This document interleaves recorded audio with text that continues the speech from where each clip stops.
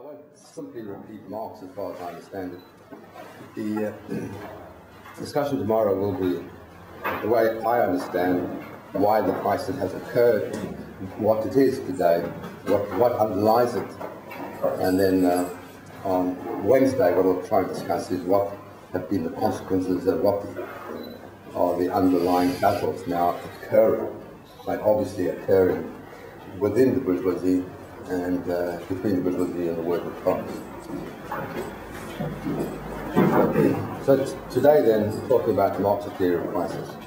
Well, as I think everybody knows, Marx did not lay out a very clear theory of crisis in one particular place, but he did discuss it over capital and elsewhere in various levels of detail, and the most elaborate or elaborated form is in the second volume of Theories of Surplus Value, when he's discussing Ricardo.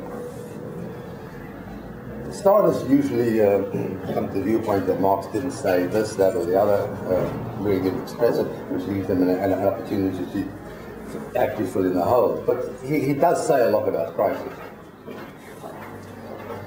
And of course, the way he puts it forward is not a mechanical form, it's in a dialectical form. It's one of the best examples of a conception of dialectics in the second volume of the Theory of Surplus Value, which leads me to begin by defining it. A crisis isn't just a downturn. It's a situation where the poles of the contradiction become antagonistic and cannot interpenetrate. That is more or less the way Marx is defining it in the chapter to which I'm referring. Let's say it's a situation where the poles cannot interpenetrate. Now, if you think about it, the logic of that is that there will continue to be various levels of conflict and interpenetration during the period of the crisis. One outcome of the crisis is disintegration. It doesn't automatically lead to the other two possibilities. That's to say, the overthrow of capitalism is clearly one of the possibilities, and the other is that the re-stabilization of capitalism. But the third possibility, which people usually ignore, is simply disintegration. I think that's very obvious at the present time.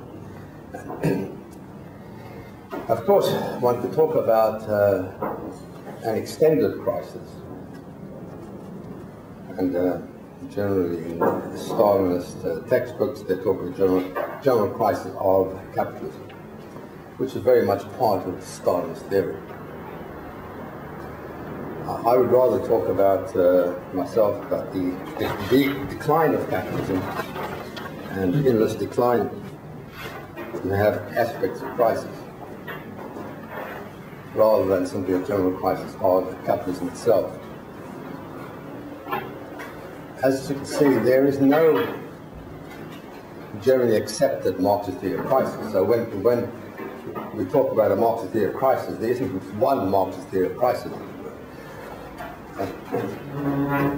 Generally, when people talk of a Marxist theory of crisis, they refer to the three aspects of crisis which are coming to, rather than what I've just referred to.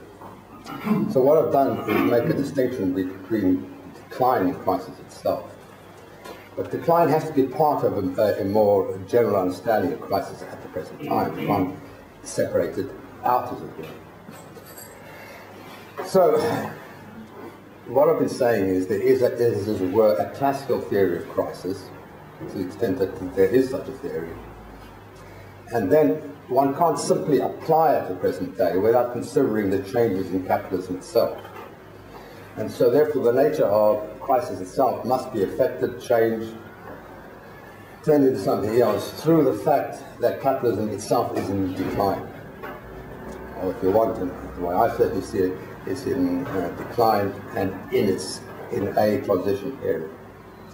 Consequently, the nature of capitalism itself, in other words, changes the nature of crisis, not just empirically, but in theoretical terms. unless one, it seems to me, unless one actually does that, you produce a theory of crisis which hangs in the air, which was applicable in the 1850s or maybe in 1870, but really isn't applicable today in quite the same way.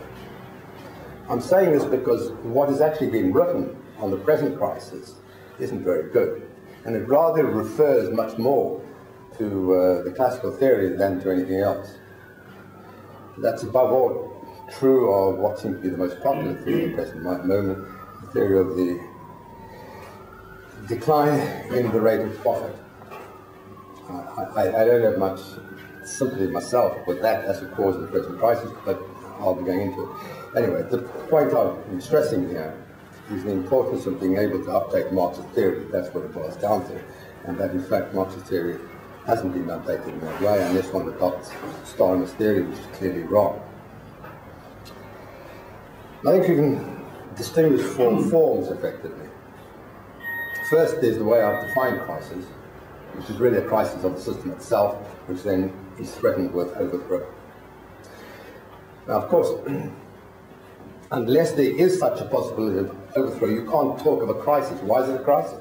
Who cares? So, something goes down, something goes up, so big deal. So, in second place, there are the regular cyclical movements. They aren't really crises. They're not a crisis of the system. They're simply it's moving up and down. Thirdly, there has been, and this is particularly because of the changes in the nature of capitalism, more general theories of the movement of capital over time.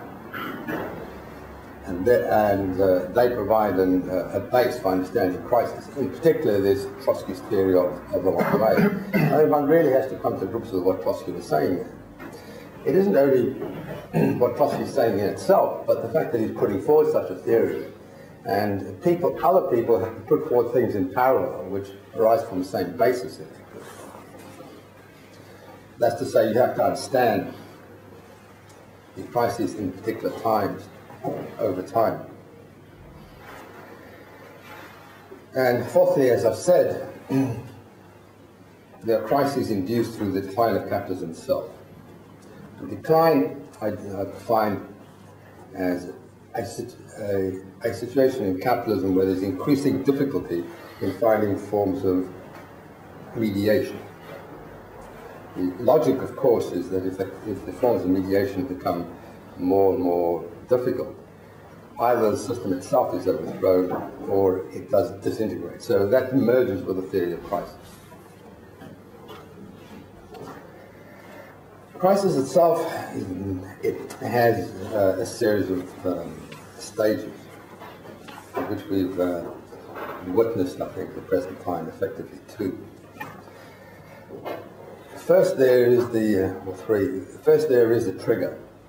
Now, the trigger, in principle, can be anything. In this case, in the case of the crisis that we came through, it's been the problem of so-called subprime mortgages.